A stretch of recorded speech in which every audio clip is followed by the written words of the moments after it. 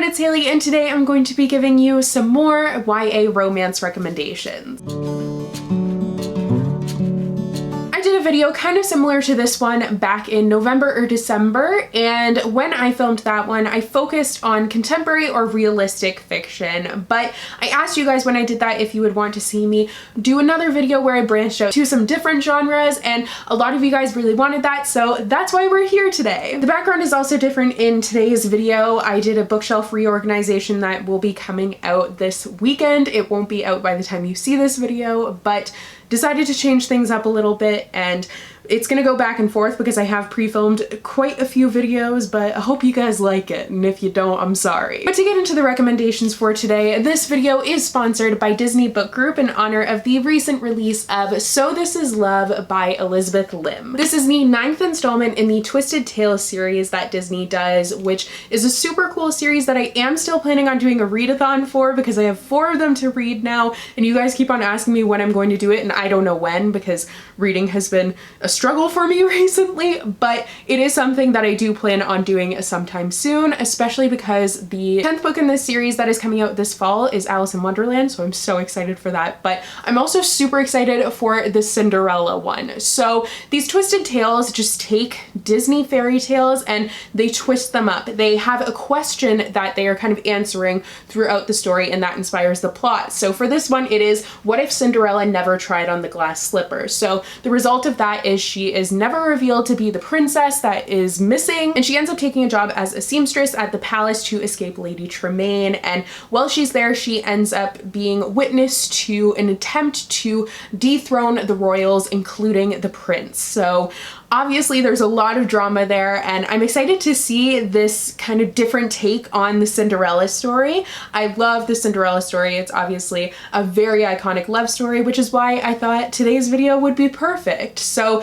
this is available now. If you're wondering where you can get books with everything that's going on now, online is always an option. Definitely check out your indie bookstores. They are available to ship books to you. If you are in quarantine, wherever books are sold and they have delivery, you will be able to get your hands on this book. Now getting into the other romances, so obviously since these aren't contemporary, there's usually a larger plot line that's happening and romance isn't the focus of it. So I decided to go for books where the romance stood out as a main part that I loved about the plot of the story. I feel like it's kind of different than the contemporary one that I did because contemporary and realistic romance books, usually romance is like the main plot line of it, but for these it's just kind of a B plot. But if it's a really good B plot, it will be in this video. I hope that made sense. So first up is TheDarkest Minds by Alexandra Bracken. This is just kind of the quintessential typical dystopian romance, but done super well.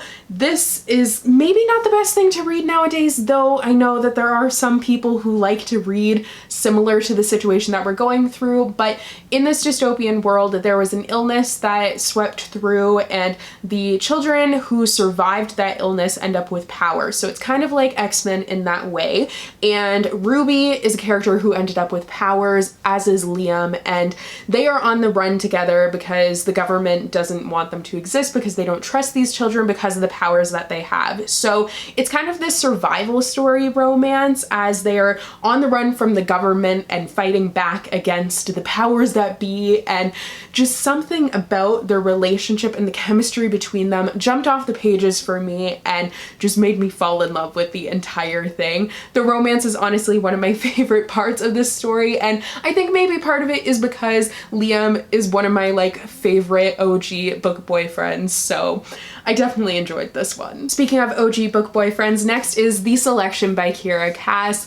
It was actually recently announced and a lot of you guys have been asking my opinion on it, but this is going to be adapted into a Netflix movie and I'm excited for it. I think that they will do a really good job of it. I think it would make a really fun movie, and I think it's a movie. They're not doing a TV series. I'm pretty sure it's a movie. I don't really fan cast things, so like I'll just follow along as it happens, but I'm definitely excited to hear that. But this is like the guilty pleasure perfect romance read. It's kind of set in a dystopian world once again, but that totally falls on the back burner because the main focus of this is the romance. It's like The Bachelor, but The Bachelor is a prince, and he's Prince Maxon, and he is like my #1 OG book boyfriend. I love him so much, and oh, swoon. So this does have a kind of crappy love triangle, and it's just crappy because I'm just like, no, it has to be Maxon.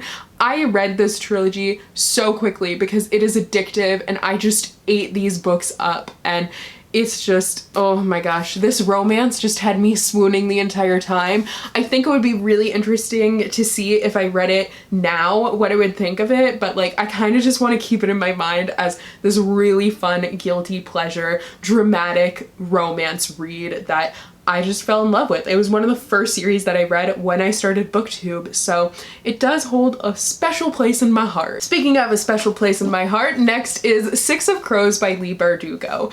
With this, you get multiple romances, and each one is filled with angst and these characters that you love, even though they're rough around the edges, but that's kind of why you love them, and you see why their relationship works together so well. It is set amidst a heist, so that's the backdrop for it, which just adds high stakes to the relationships that are going on, and like, it's so much tension, but done so well. And the banter, oh my gosh, the banter. Leigh Bardugo is like an expert at writing that witty banter that I can't help but fall in love with and makes me want to be a part of every friend group. And this book was no exception, and that fed into the romances as well. They had excellent banter, and you basically just have this ragtag group that ends up having their ragtag romances within that group, and each romance is just beautiful and unique in its own way, and oh, so great. Next is These Broken Stars by Amie Kaufman and Meagan Spooner. This book is a little bit of a throwback. I've kind of been like re-examining my shelves, and I stopped talking about certain books because I felt like I talked about them a lot, but now there's certain ones that I feel like I used to talk about a lot and now I never talk about. So I've been trying to kind of dust off the old bookshelves and talk about some books that I haven't recommended in a while, and I think have kind of fallen out of circulation a bit, but should be talked about a little bit more, and this book is no exception to that. This is a love story set in space, and actually the whole trilogy is different love stories that are set in space, and each one has different main characters that you follow. This one was kind of Titanic-esque, but you get to explore different worlds and also have a romance story that's evolving alongside that story. This first book was especially interesting because it is the two characters are abandoned together, so there's no one else, and the one character, Lilac, is the daughter of the richest man in the planet, in the world, and then we have Tarver, and he comes from nothing. So there's kind of some suspicion leading into their relationship, but as you watch it blossom and grow as they are stuck together, and it's kind of a survivalist thing once again, it's just really beautiful. Next is American Royals by Katharine McGee.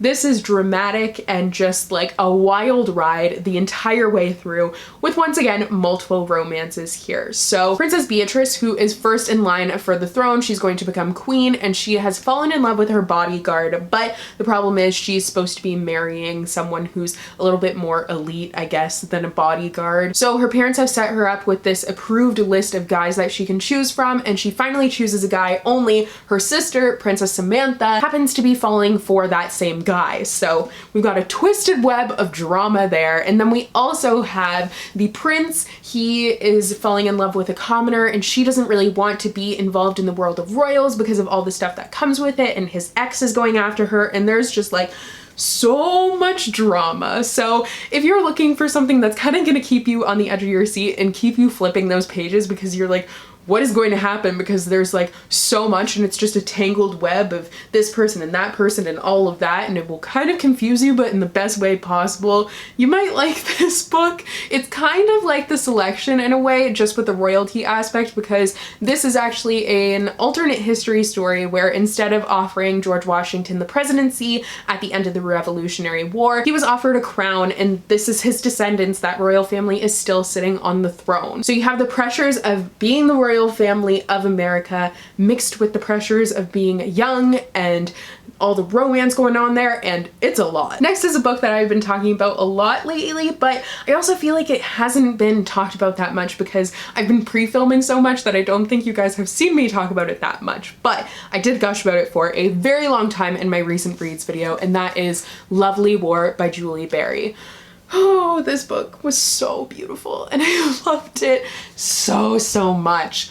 Like, wow. So if you haven't heard me talk about this book yet, it's pretty much like one of the most perfect love stories, because that is the main focus of it, is romance. So it's a romance story set during World War I, which is something that you don't see that often, but to top it all off, it's also narrated by the gods, so specifically Aphrodite, but Hades also steps in a little bit, Ares, so you have love and war and the god of the dead, and they're just coming together to tell these two love stories, not one love story, but two, and they intersect so beautifully.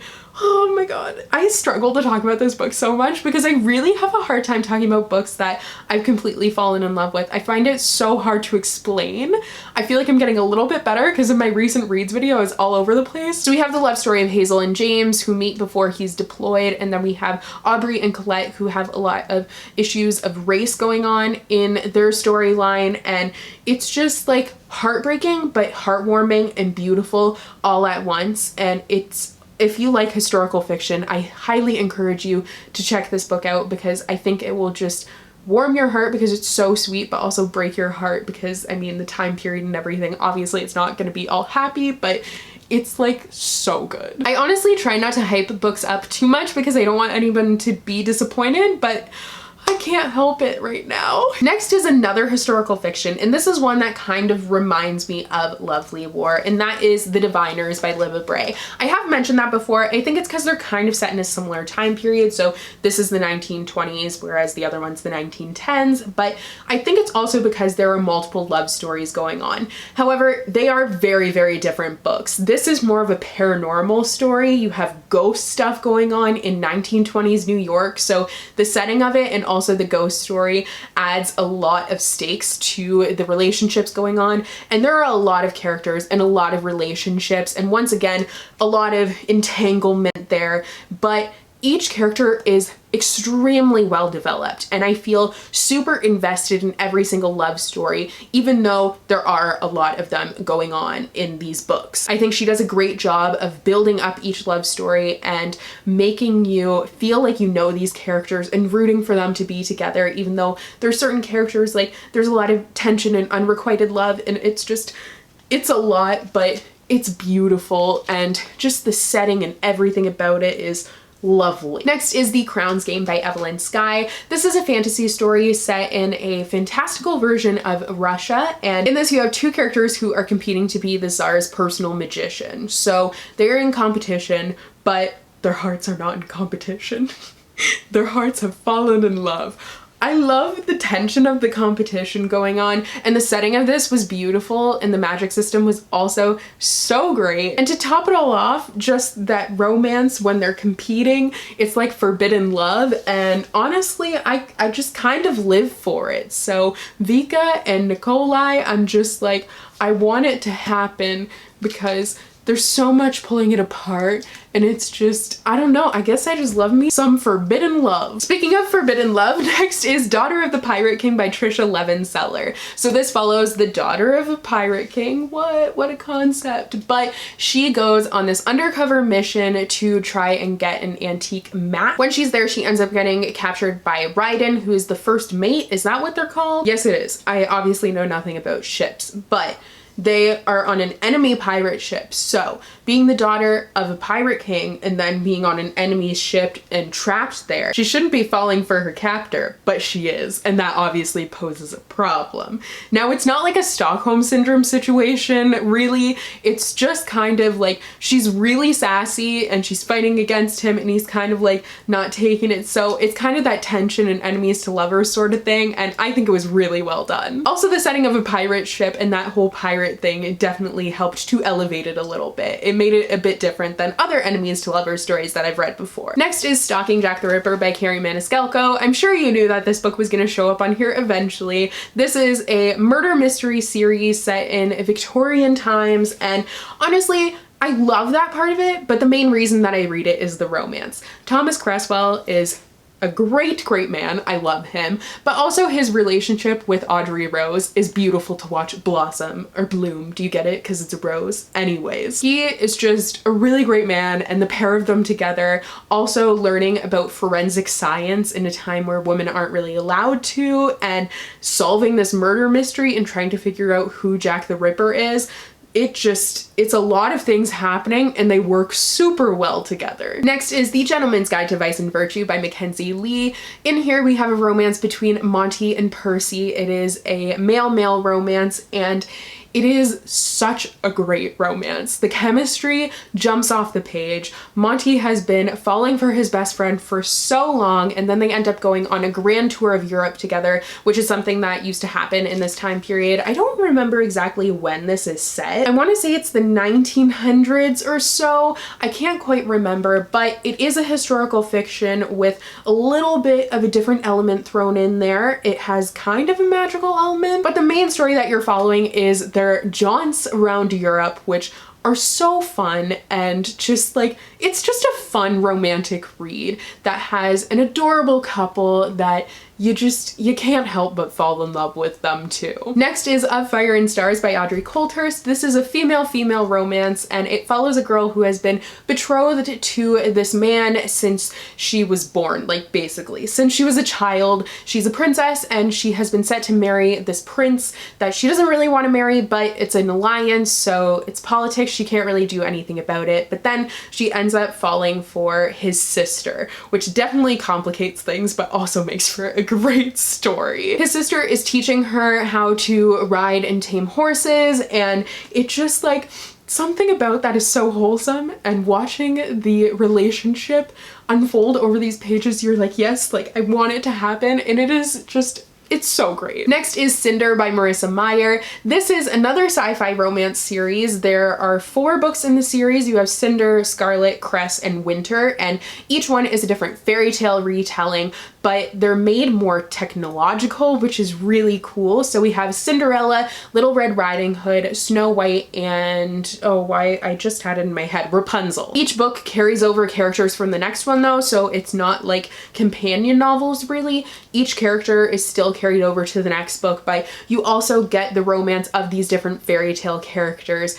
which is super cool. They're really unique stories and not what you would typically expect, especially from a fairy tale romance retelling, but it's super well done and definitely kept me on the edge of my seat the entire series. And finally is An Enchantment of Ravens by Margaret Rogerson. This has a beautiful cover. If you haven't seen this before, like I'm obsessed with this cover. But it also has a really great romance featuring fairies. There's a number of fairy romances out there, but I think this one is one of my favorites. So the main character is an artist. She paints these portraits and her clientele are these sinister fairies, but she gets her first patron, who is the Autumn Prince, and she paints him, but she makes a mistake because she paints sorrow in his eyes, which is a human emotion that he's not supposed to have. So he ends up taking her away to stand trial, and they end up getting stuck together, and it's kind of a survivalist romance once again, where they have no choice but to either like enemies to lovers sort of thing. I don't know what it is about survivalist stories that I enjoy so much, but a good survival romance, I guess I really enjoy it. But this has a beautiful world and really great characters, and I think that's why I ended up liking the romance so much. So those are all of my YA romance recommendations. I hope that this helped you to find one that might suit your fancy. I feel like